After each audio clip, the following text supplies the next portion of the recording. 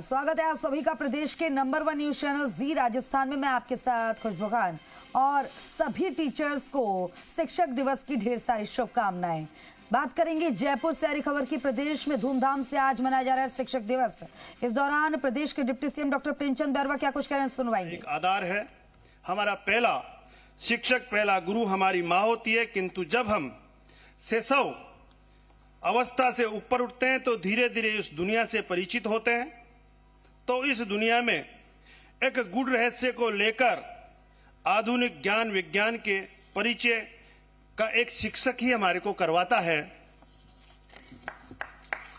बिना शिक्षा के कोई भी व्यक्ति जीवन की ऊंचाइयां नहीं छू सकता है। आज हम सब जिस स्थान पर हैं उसमें हमारे शिक्षकों का बहुत योगदान है। जिस पर गुरु की कृपा होती है वह निश्चित रूप से भाग्यशाली होता है, और जो गुरु की कृपा से वंचित रह जाता है वह जीवन में बहुत पीछे रह जाता है।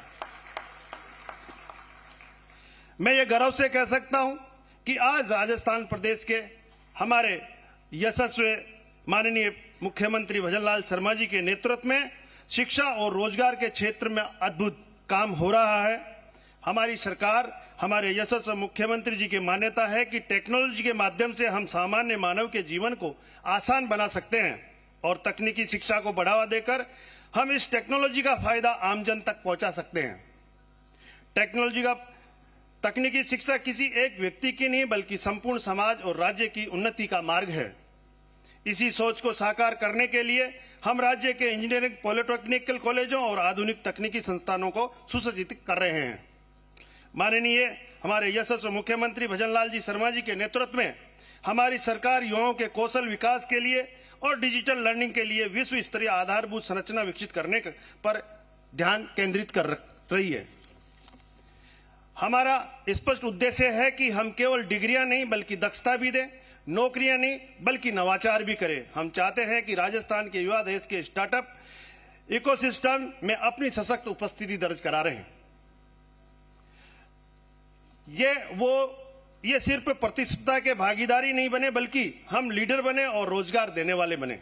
इसी उद्देश्य से हमने राज्य के प्रमुख तकनीकी संस्थानों के एआई और रोबोटिंग और प्रिंटिंग जैसे भविष्य केंद्रित पाठ्यक्रमों की शुरुआत की है। हम इस बात को भलीभांति जानते हैं कि जो राष्ट्र तकनीकी मोर्चे पर आगे होता है वही भविष्य का मार्गदर्शक बनता है। हम अपने युवाओं को सशक्त बनाएंगे, उन्हें भविष्य के लिए तैयार करेंगे और ये सुनिश्चित करेंगे कि हर छात्र, चाहे वह शहर का हो या गांव का, सभी को गुणवत्तापूर्वक शिक्षा का अवसर मिले। मैं आपको आश्वस्त करना चाहता हूं कि हमारा लक्ष्य उच्च शिक्षा और तकनीकी शिक्षा को इस प्रकार से सशक्त बनाना है कि जैसे वैश्विक मानकों के अनुरूप हो, साथ ही भारत की आवश्यकताओं से भी जुड़ा हो। हम राष्ट्रीय एवं अंतर्राष्ट्रीय संस्थानों के साथ साझेदारी कर सके ताकि हमारे युवा केवल सैद्धांतिक शिक्षा ही नहीं बल्कि वे टेक्नोलॉजी का व्यावहारिक अनुभव भी प्राप्त करें जो विश्व उद्योगों को नया आकार दे रही है।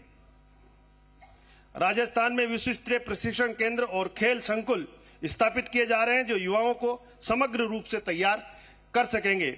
व्यवसाय शिक्षा को मुख्य धारा में शिक्षा से जोड़ा जा रहा है ताकि स्नातक होते ही युवाओं के पास व्यवहारिक कौशल, वे चाहे सेवा कर सकते हैं, वे चाहे काम करने के लिए तैयार हो सके और चाहे वे उद्यमी बन सके। डिजिटल प्लेटफॉर्म के माध्यम से हम ऑनलाइन लर्निंग व स्किल सर्टिफिकेशन तक पहुंचकर और विस्तार कर रहे हैं जिसका शिक्षा अधिक से अधिक समावेश और सशक्त हो सके। शिक्षा केवल कक्षा कक्ष और पाठ्यक्रमों तक सीमित नहीं है, यह एक सशक्त अर्थव्यवस्था की नींव है। शिक्षा में निवेश करके राजस्थान अपनी सकल राज्य घरेलू उत्पाद में भी निवेश कर रहा है। जब विद्यार्थी कुशल प्रोफेशनल, नव प्रवर्तक और उद्यमी बनते हैं तो वे रोजगार सृजित करते हैं और उद्योगों को आकर्षित करते हैं और समाज का निर्माण करते हैं। परंतु मैं स्पष्ट करना चाहता हूं कि केवल सरकार के बल पर ही ये सपना साकार नहीं हो सकता। इसमें हमारे शिक्षकों का योगदान से, उनकी मेहनत से और कर्तव्य निष्ठा से ही यह संभव हो पाएगा। हमारे शिक्षकों को शिक्षण पद्धतियों के नवाचार करना होगा, तकनीकी को अपनाना होगा और शोध व सलोचनात्मक चिंतन को प्रोत्साहित करना होगा। पंडित दीनदयाल जी उपाध्याय जी ने कहा था कि विदेश को स्वदेशी और स्वदेशी को युगानुकूल बना कर अपनाएं। हम सब मिलकर एक ऐसी शिक्षा प्रणाली बना सकते हैं जो वैश्विक दृष्टिकोण की होनी चाहिए, साथ ही स्वदेशी और युगानुकूल हो। अंत में मैं यही कहना चाहूंगा कि हमारे शिक्षक देश का भविष्य निर्माता है। स्वामी विवेकानंद ने कहा था कि उठो जागो तब तक मत रुको जब तक लक्ष्य की प्राप्ति न हो जाए।